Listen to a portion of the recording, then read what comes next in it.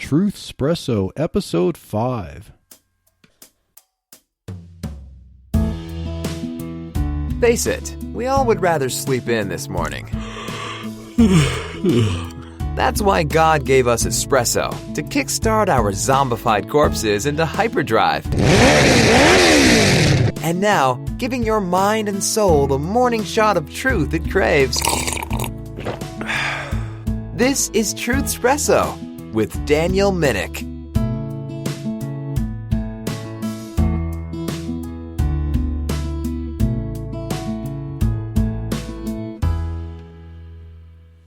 Well, welcome to Truth Espresso.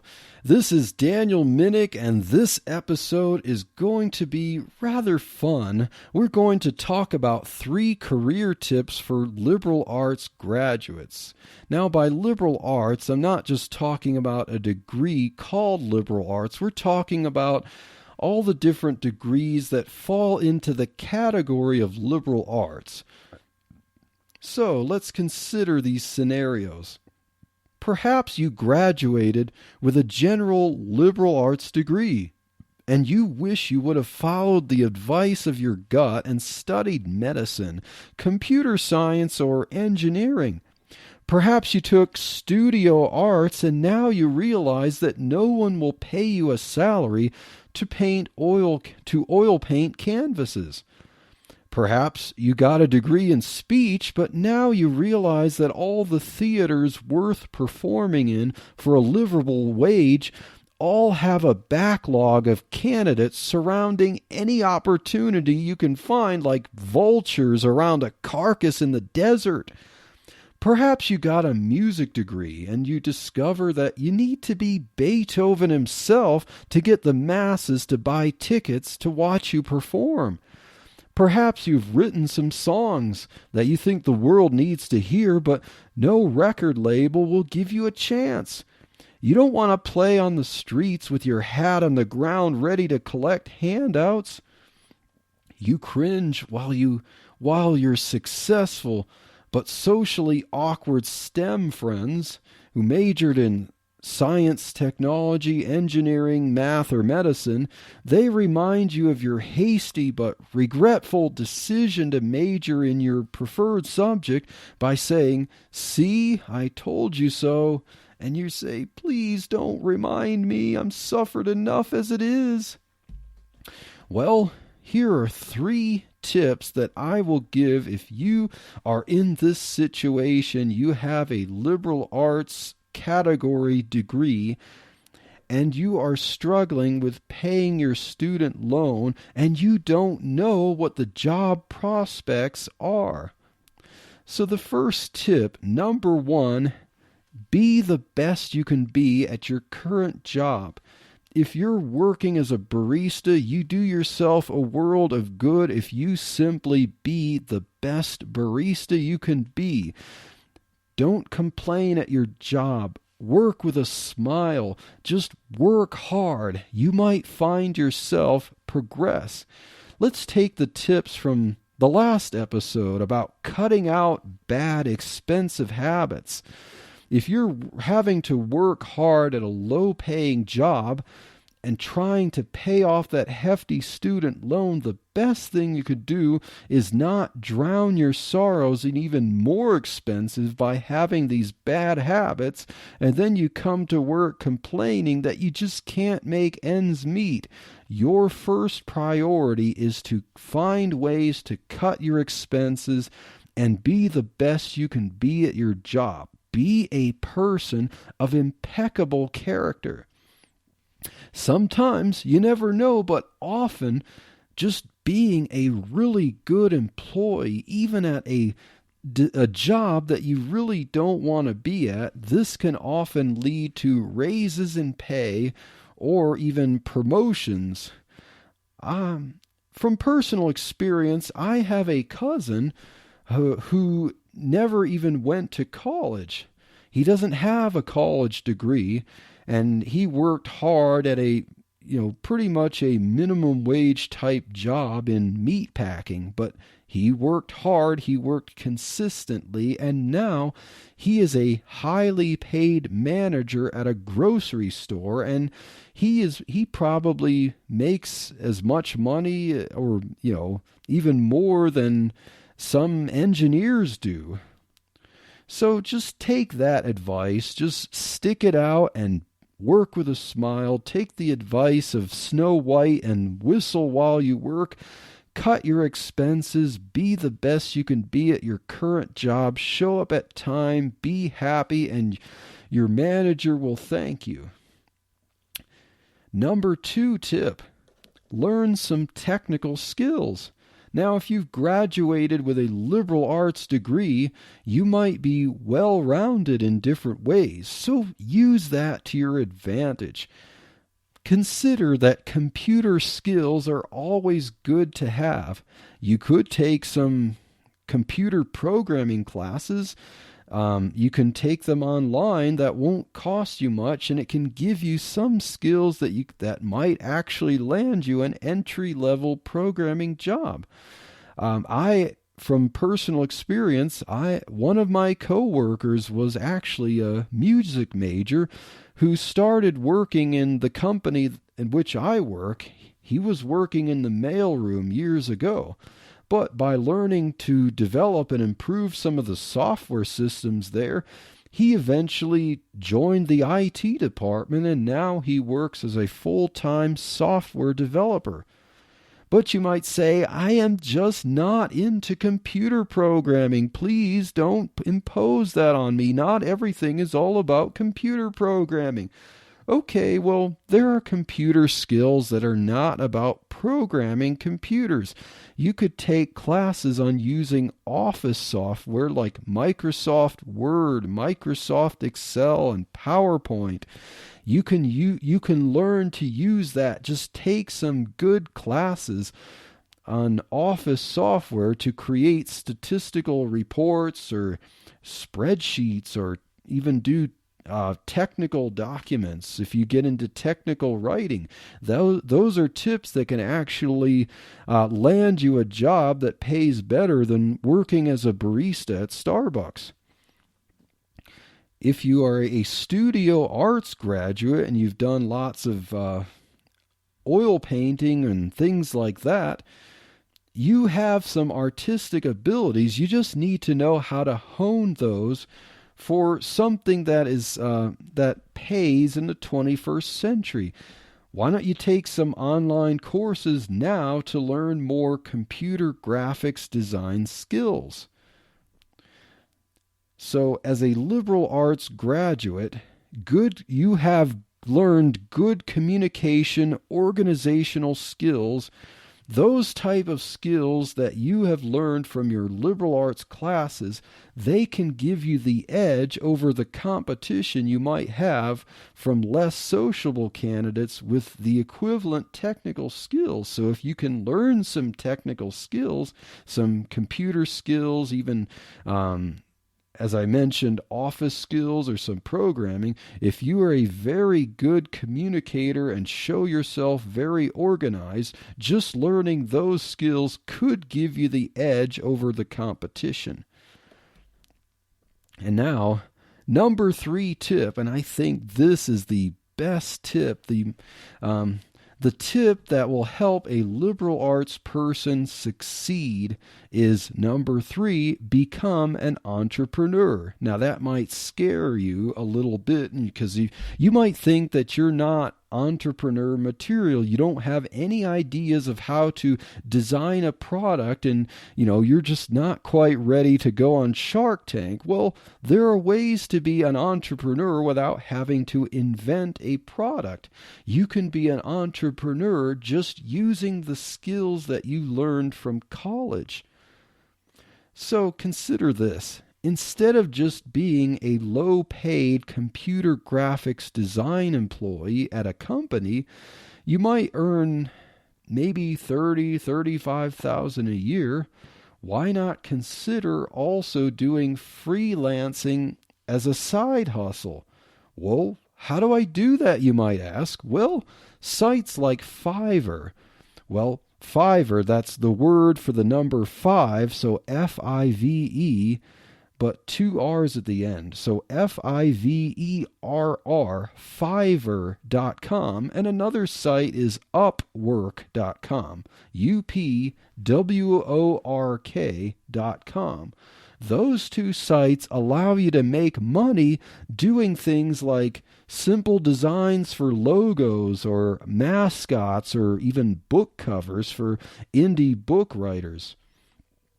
Many opportunities exist for graphics artists to build their own personal brand and portfolio just by using Fiverr.com, and a site like Fiverr or Upwork will really hold your hand and help you go through the process of advertising your skills and forming what's called a gig or a jig for offering your services in a packaged way, and it will expose you to people looking for your skills, and you can probably make a lot more money successfully doing this kind of freelancing than being a full-time employee doing graphic design. So we've talked about a graphic design major. Well, what if you are an English major or even a creative writing major? Now, I kind of was a little bit hard on creative writing as a major in a previous episode of talking about the worst majors for jobs. Well, that was called the worst majors for jobs for a reason. If you have an English major or you have a creative writing major, or you even have the skills that you would learn if you had those majors, you can offer proofreading or editing services on Fiverr or Upwork. Just consider this. Editing a book over a 2-week span could earn you $500 to $1,000 as a side hustle. So instead of trying to become a professional editor as an employee, you might want to freelance your editing skills, and you can earn some serious money doing that. Consider that. Pat yourself on the back, English major, for landing those opportunities. So go to Fiverr or Upwork and post your skills.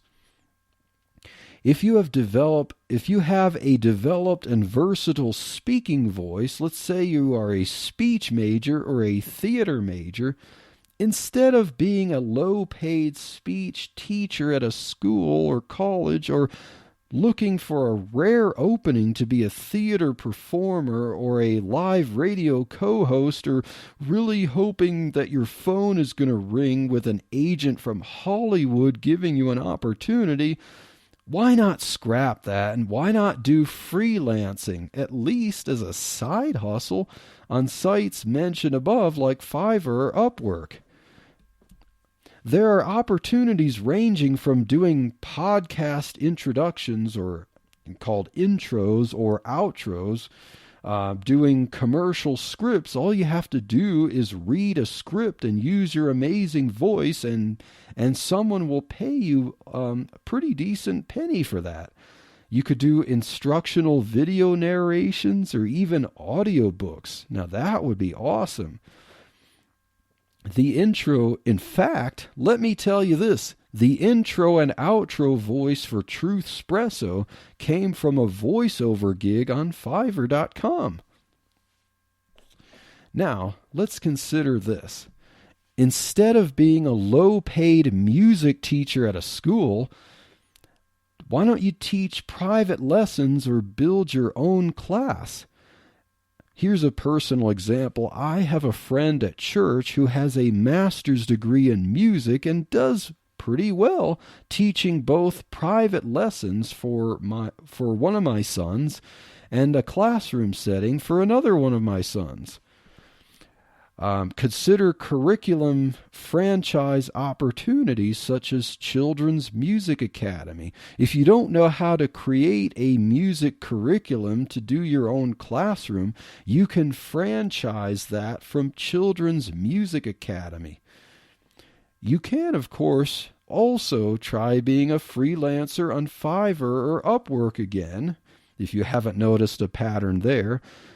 You can create short radio or podcast jingles. You can create bumper music for podcasts or radio shows. You can even do fresh recordings of royalty-free music so that podcasters can pay you as a work for hire. So think, if a podcaster wants some Bach or Mozart or Beethoven, but they don't want to have to deal with having to pay royalties to someone who played that music but owns the rights to that particular version of it, you can offer that as a work for hire on Fiverr. And let me just say, by the way, the intro and outro music for Truthspresso came from a gig on Fiverr. So all of these freelancer opportunities allow you to work on the time that's available to you. Consider weekends or evenings. So even as you fulfill client requests on Fiverr or Upwork, your experience on those sites and your portfolio grows. So, like in some role-playing video games, you kind of level up. I mean, Fiverr includes like level 2, level 1 of a freelancer there. So as you start off and fulfill client requests, those become your portfolio that your profile advertises to more clients, and you get more requests. This bubbles your profile more toward the top of searches on Fiverr. You not only grow in demand, but now that you are higher in demand with a big portfolio, you can also command a higher premium for your offerings. There are quite a few people who started off as an intro-level person doing gigs on Fiverr, and now that is their primary income, and they can earn just as much as an engineer out there. Let me give you a good example of an entrepreneur who had kind of a liberal arts degree. Thomas E. Woods Jr. got his undergraduate, his master's, and his doctorate degrees in history. He is a New York Times best-selling author of more than a dozen books. He learned to apply his knowledge in history to politics and economics from a very libertarian viewpoint against mainstream opinions. He was, in fact, reasonably successful as a tenured professor at a college teaching history. However, his success really took off when he started a podcast and became an entrepreneur. He actually has a large family with 5 daughters, but he makes far more income than even I do as a software developer. A lot of his income comes through networking with other entrepreneurs and using existing marketing software tools and earning a commission on affiliate marketing. Tom Woods also recommends Fiverr as a way to build an online income as a side hustle that could even blossom into a full-time career. Building an audience via an email list is a key to his success as an entrepreneur. Anyone can start a podcast if it covers a good niche. Some writers actually start podcasts about writing and build an audience. Getting literary agents and publishers as guests on the podcast can eventually allow the podcasting writer to land publishing opportunities that would have never otherwise existed. So let's consider this. What is Truth Espresso anyway? What is this podcast? Well, this is a podcast begun by an introverted STEM major working in a STEM career and essentially exploring opportunities that reflect more liberal arts skills and tactics. Although, consider this, STEM made all of these tools for podcasting possible. So I hope that I have eased your concerns and whet your appetite. If you are a liberal arts graduate looking for ways to make money, consider being the best you can be at your current job. Also consider learning some technical skills on the side that you can then take in to get a better and easier job that makes more money. Also consider becoming an entrepreneur by doing a side hustle and using sites like Fiverr or Upwork to do freelance gigs that can most likely only go up from here.